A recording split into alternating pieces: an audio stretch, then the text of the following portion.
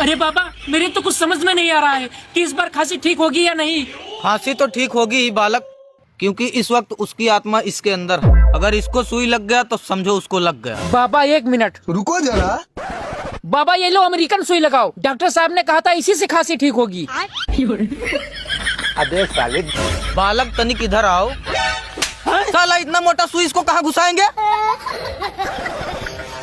और अभी तो रुको, क्लाइमैक्स अभी बाकी।